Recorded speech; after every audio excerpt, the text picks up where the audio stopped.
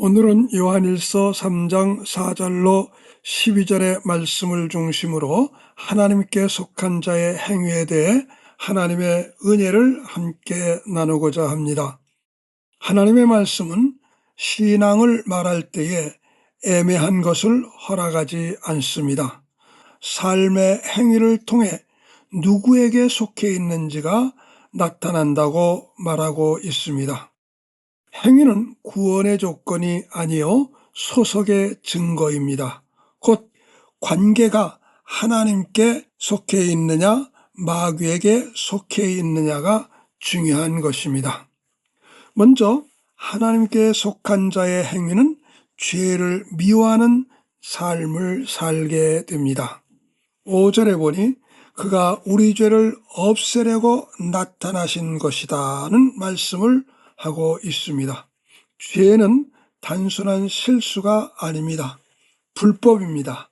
곧 하나님의 질서를 거스리는 것을 말하고 있습니다.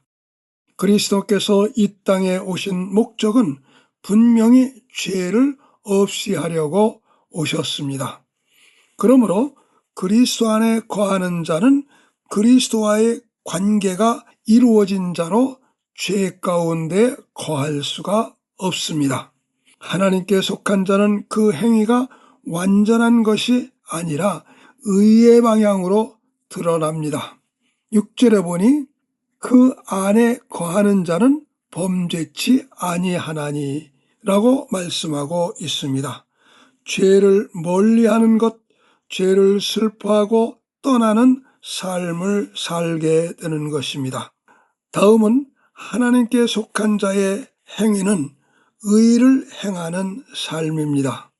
7절에 보니 의를 행하는 자는 그의 곧 예수 그리스도의 의로우심 같이 의롭고 하나님의 뜻을 이루신 예수 그리스도께서 십자가에서 죄를 대속하신 것에 따라 의가 된 것을 믿고 따르는 자가 의인이니 의의 행위가 나타나게 되는 것입니다.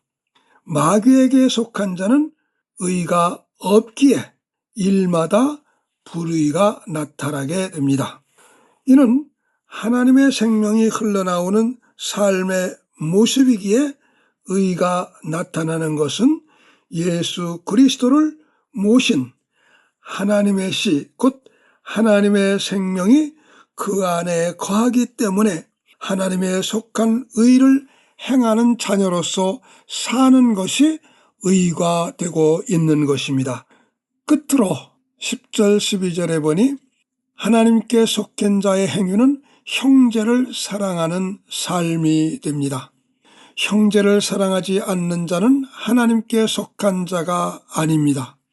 예를 들어 가인은 하나님께 제물을 드렸으나 그 형제를 미워했고 그 미움이 살인으로 나타나고 있는 것입니다.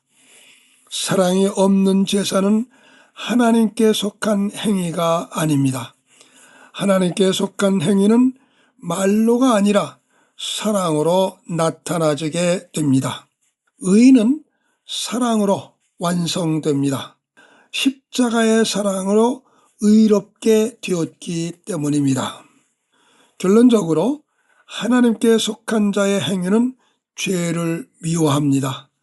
의를 사랑합니다. 형제를 사랑하는 삶으로 의가 나타나게 됩니다. 이 모든 것은 노력의 결과가 아니라 하나님께 속한 하나님 생명의 결과인 그 열매가 되어지는 것입니다. 우리도 하나님의 씨, 하나님의 생명을 받은 자들이기 때문에 의로운 자로 언제나 행위가 의를 따라 하나님의 사랑을 나타나게 되는 것을 아시고 이 같은 일들로 살아가는 삶이 되시기를 주의 이름으로 축원합니다. 기도합니다. 걸어가신 하나님 아버지, 우리 안에 하나님의 씨 생명을 심어주셨사오니 죄에서 떠나 죄를 미워하는 삶이 되게 하옵소서. 의로 자신을 드러냄이 아니라 하나님께 속한 자이기에 의의 열매로 사랑의 열매를 맺게 하여 주심을 믿고 감사합니다. 형제를 미워하는 가인 같은 길이 아니라 사랑으로 자신을 주신 예수 그리스도의 의와 사랑으로 우리의 생애가 하나님께 영광되도록 걷게 하옵소서. 거룩하신 주 예수 그리스도의 이름으로 기도드리옵나이다. 아멘. 여러분, 은혜 받으셨나요? 여러분의 삶이 말씀과 기도로 풍성해지길 소원합니다. 구독과 알림 설정은 영상을 제작하는 데 큰 힘이 됩니다. 말씀을 묵상하고 전하는 삶으로 승리하세요.